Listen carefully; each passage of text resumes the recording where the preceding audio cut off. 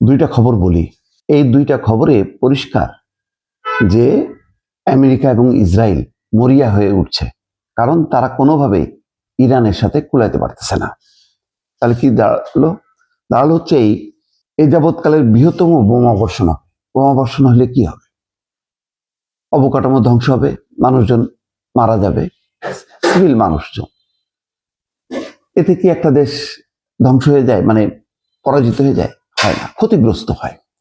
সেই ক্ষতিটা করতেছে, অথচ বেসামরিক মানুষ মানে নিহত করা, মানে অবকাঠামো ধ্বংস করা, এটা তো লক্ষ্য হওয়ার কথা না। লক্ষ্য হচ্ছে ইরানের শাসক গোষ্ঠীর সাথে যুদ্ধ করে জয়ী হওয়া।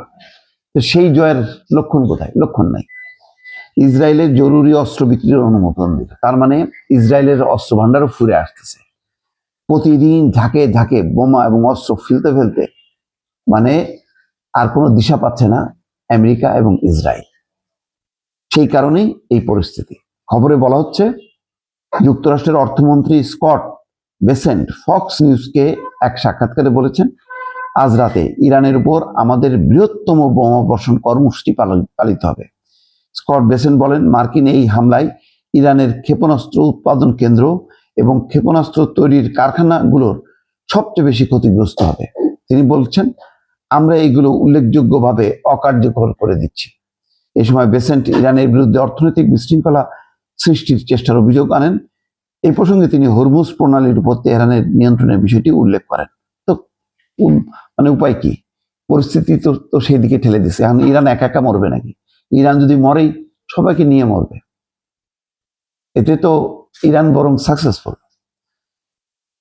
অন্য খবরে বলা হচ্ছে ইসরায়েলের জরুরি অস্ত্র বিক্রির অনুমোদন দিল যুক্তরাষ্ট্র। যুক্তরাষ্ট্রের পররাষ্ট্র দপ্তর শনিবার ইসরায়েলের কাছে আনুমানিক 15,18,00,000 মার্কিন ডলার মূল্যের জরুরি অস্ত্র বিক্রির সম্ভাব্য অনুমোদন দিয়েছে। এর মধ্যে বিভিন্ন যুদ্ধাস্ত্র এবং সংশ্লিষ্ট সহায়তা সেবা অন্তর্ভুক্ত রয়েছে।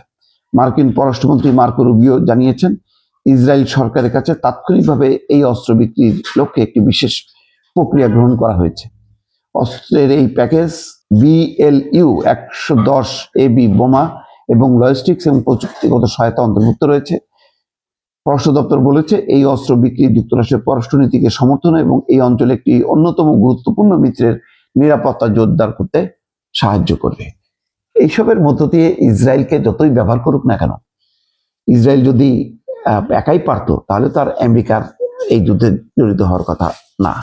আবার আমেরিকা জড়িত হয়ে আকাশ পথ দিয়ে ইরান দখল করবে, ইরানকে মাটিতে শোয়াই ফেলবে, সেই সম্ভাবনাও সম্ভবত এখন আর নেই। দর্শক।